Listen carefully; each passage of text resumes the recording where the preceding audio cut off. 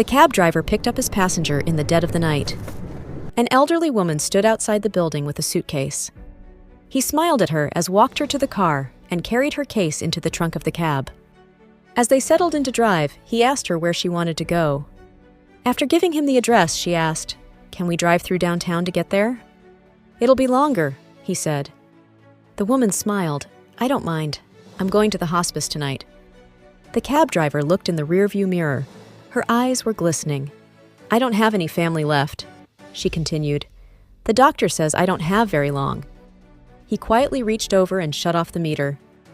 They drove for 2 hours with the woman showing the cab driver various buildings where she grew up, where she worked, where she met her husband.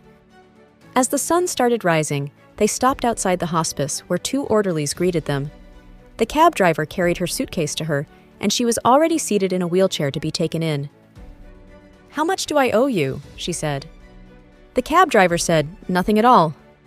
"You have to make a living," she answered. "Oh, there are other passengers," he responded. Almost without thinking, he bent and gave her a hug. She held onto him tightly. Their hug ended with her remark, "You gave an old woman a little moment of joy." After a slight pause, she added, "Thank you." We never get to know the stories of the people we meet. A little kindness and love is all that is needed to make a difference in the world.